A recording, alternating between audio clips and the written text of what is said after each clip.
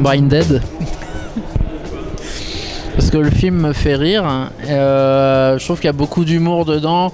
Puis je suis quelqu'un qui... Je trouve que le film se prend pas la tête. Et moi j'ai plutôt tendance à pas me prendre la tête plus que ça.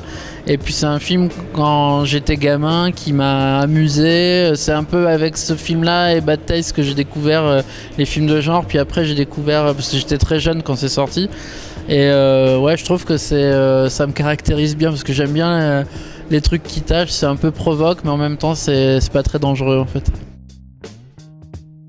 Ouais, j'ai Dominique Pinon qui me vient en tête parce que je trouve que le mec, je sais pas, c'est un peu atypique en fait. On le voit dans des films qui sont pas forcément évidents. Puis je sais pas, je trouve que ouais, je me retrouve bien à travers cet acteur-là en fait.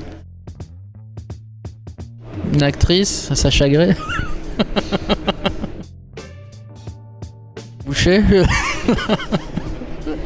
Non, je sais pas, franchement, si j'aurais peut-être été, je sais pas, dessinateur de BD, je sais pas, en fait, parce que j'ai commencé par faire des BD quand j'étais petit, donc je pense qu'au début, je voulais vraiment m'orienter vers un univers de bande dessinée.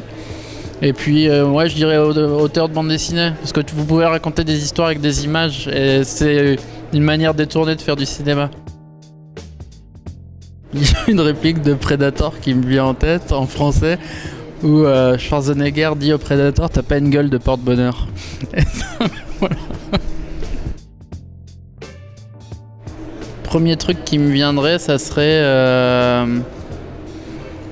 la cicatrice d'ablette de Richard Dreyfuss dans Les Dents de la Mer, où il montre sa petite cicatrice ridicule sur sa jambe.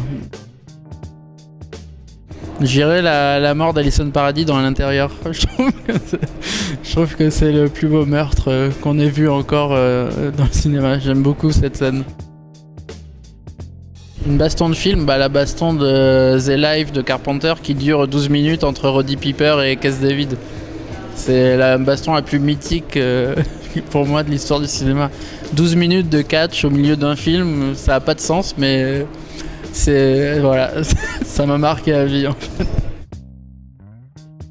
J'adore la BO d'Incassable et je la trouve magnifique, voilà. J'aurais déchiré le poster d'Hitman.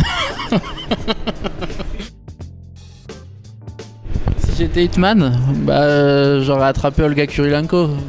Il est con quand même. Le docteur Folamour.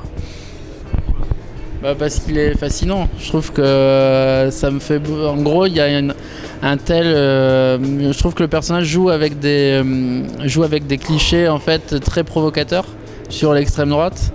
Et en même temps, il est très burlesque. Et en fait, moi, je trouve qu'il y a quelque chose que j'aime beaucoup, où je me retrouve vachement dans ce personnage, c'est critiquer des choses qui m'horripilent, comme l'extrême droite et ce genre de choses, et en rigoler, en fait. Essayer de ridiculiser en fait ce type de propos en fait.